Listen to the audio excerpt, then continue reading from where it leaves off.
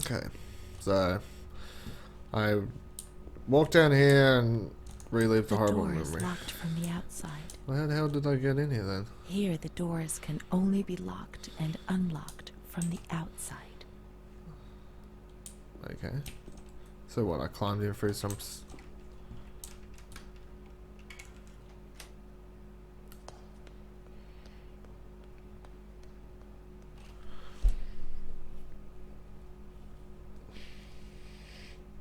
Let's think about it.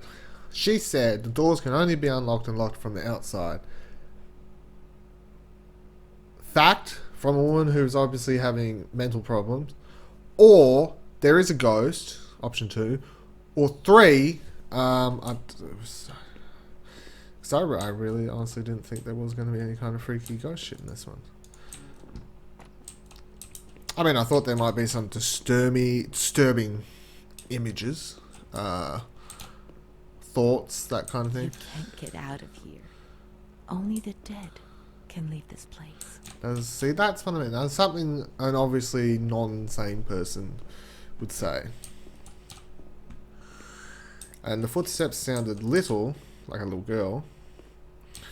Little girls are always freaky. Why do I have this flashlight? I forgot I had it. But where did it even come from? Righto.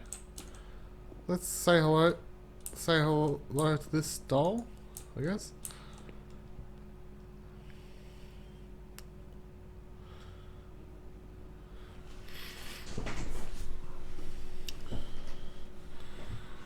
Okay, can I move in this one? I can move in this one.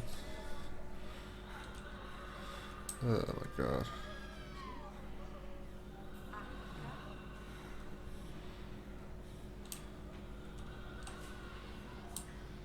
He's got the doll. It's not my doll though, is it? It looks like a male doll. My doll was a female, right? Maybe I have 2 dolls.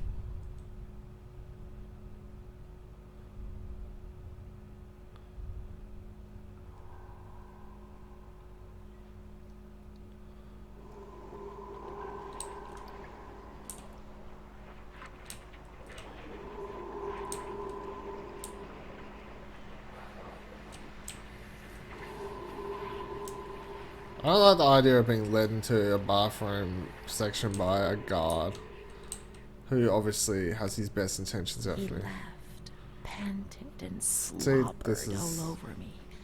It hurt me when he touched me. I thought I'd suddenly split open with a loud crack, and I would be shattered into pieces. I felt fragile, sick, dirty, degraded. All I could do was clutch Charlotte tightly while Renee obeyed. He was the master in the realm of light. I was committed by the evil I had committed. I threw up and could feel hell getting closer and closer. My God, those medical examinations. The doctor said there was something inside me which they wanted to drag out of me. My God.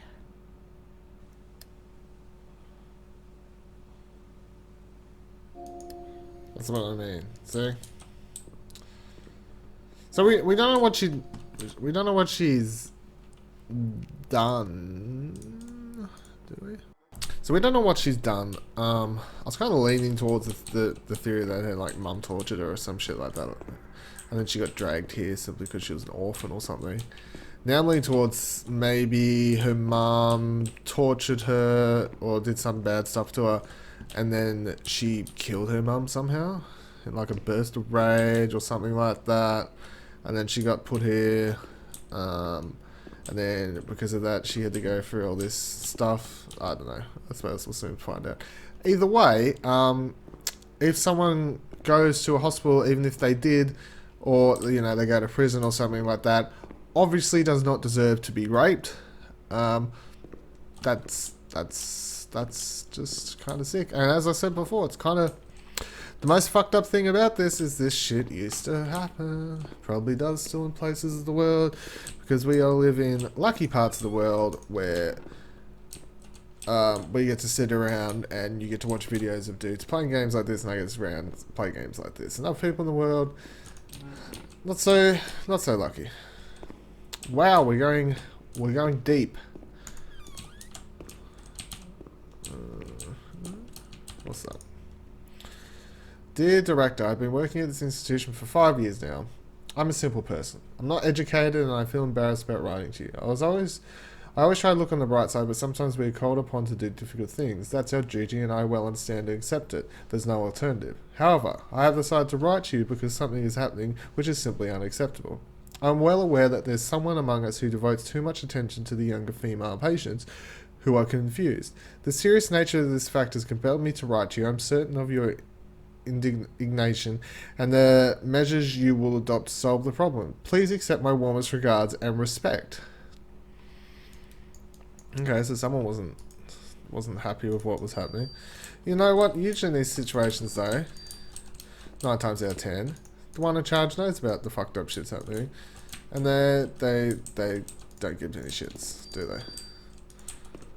Anything else interesting in the locker room? Nope. There is another side though.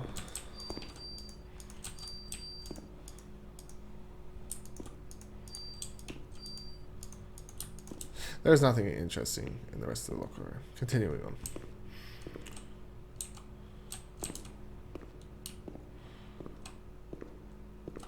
Okay, I'm becoming highly doubtful there's anything else interesting in any of these damn rooms. Or beds. Was that a note? No. And then blankets and stuff. She stayed with Renee during those terrible medical examinations, and that gave her the strength to survive.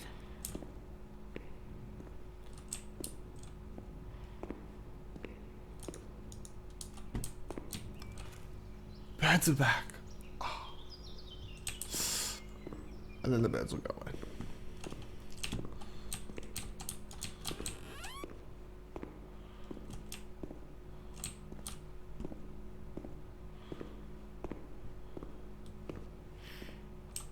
Where am I going? I'm back on. Oh, no, where am I? I just kind of realized where it was.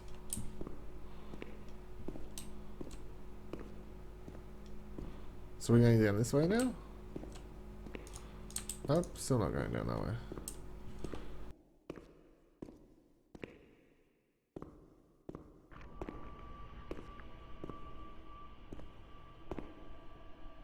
August 21st, 1938. Confidential. Dear A, I know what you think about these things, so I'm referring a patient to you, Renee T. This wretched girl got out of control and caused trouble in the grounds. She's almost 3 months pregnant. The nurses should be more alert.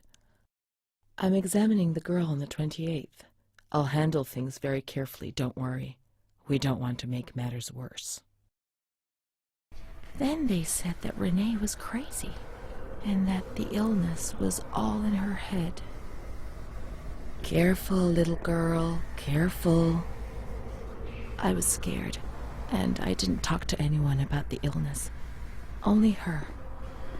Not even the other doctor. He never touched Renee. He just wrote things down. You can tell me everything. Don't be afraid, he said. Everything's going to be fine. Do you want to know what I'm writing? I note down what I observe in you, everything I see. He didn't hate Renee.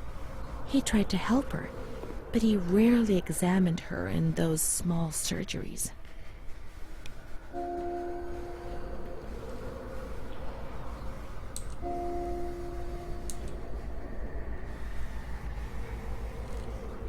The doctor who wrote things down was in Surgery C.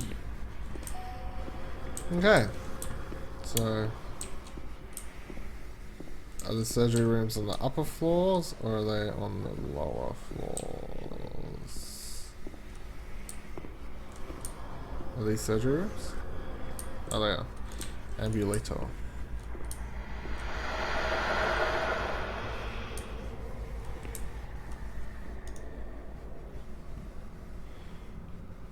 March 12th, 1938. Renee T., 16 years old. Menarche, aged 12. Housewife. Father unknown, mother a seamstress. Admitted in observation yesterday morning from Pontedera, accompanied by a police officer authorized by the examining magistrate of the Court of Pisa to be admitted for a psychiatric evaluation, which I have carried out. Medical certificate. Mental illness preceded by warning signs. Has suffered from depression for a year, believing she had tuberculosis. Food deprivation. We can't read this document. It is forbidden. We mustn't. If they find out, there will be trouble. What the hell, I got choices now?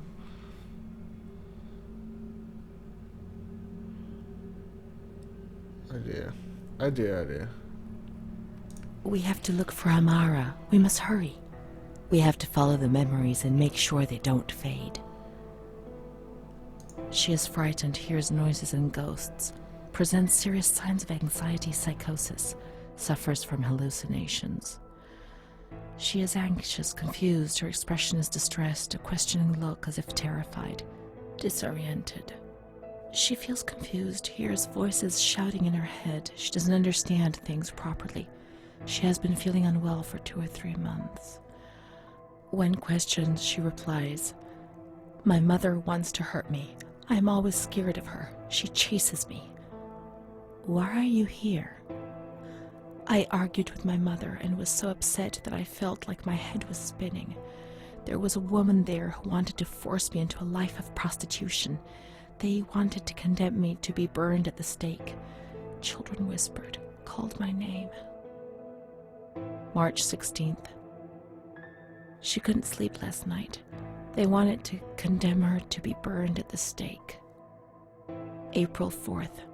Transferred to the calm ward, still under my supervision. "Yes, that's true. The ward where Amara was. Yes, the stake. The children wanted to burn Renee. She had to pay for what she'd done, like witches at the stake."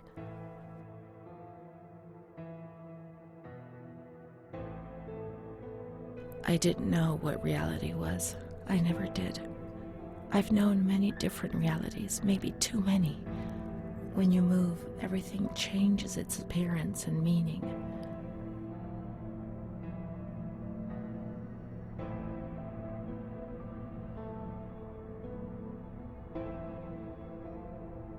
I have no points of reference. We'll just have to keep looking. April 21st. She's more awake this morning and is responding to questions, complains of headaches. She became agitated when she found out her mother was there. She says that one day, many years earlier, she was with a friend of hers and met a man who made her get into a car and took her for a ride. He made her smoke cigarettes and drink liquor, and the man showed her certain things. He tried to hurt her and made her go crazy. She says he promised to marry her and made her swear to keep what had happened a secret. These facts were essentially confirmed by her mother. After that, she became arrogant, impatient, and hostile towards her family, especially her mother. She started taking off her clothes in public. Her moods would swing from laughter to tears. She rants. She pleasures herself. "It's not true. Renee hostile? It's all made up. They wanted to make her into something she wasn't, and then certain things would have been forgotten. Renee was the bad girl.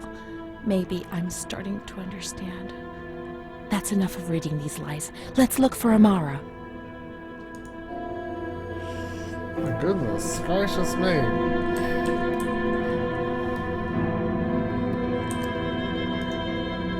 Okay then. So The grounds at the back of the hospital, and then down to the kitchens. So we need to go back outside, I guess. The grounds at the back of the hospital, then down to the kitchens.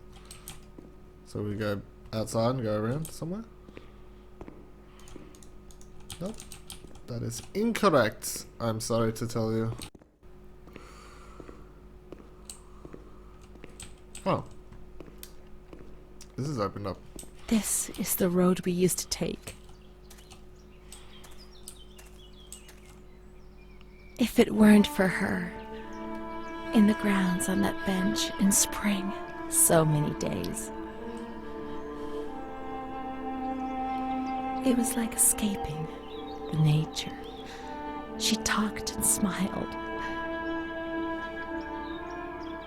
And then there were the kitchens. Sometimes we stole food and ran back to the bench to eat it in secret, and we laughed.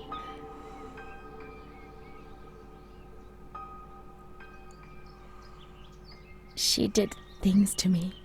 Sometimes she touched me. In the shower, I felt her body against mine for the first time. It was a shiver that warmed my soul. Eyes closed, the light slipped away. Hey guys, I hope you enjoyed this episode of The Town of Light. You can catch the next episode soon on this channel. If you like this video and hit subscribe. I'll see you in the next one.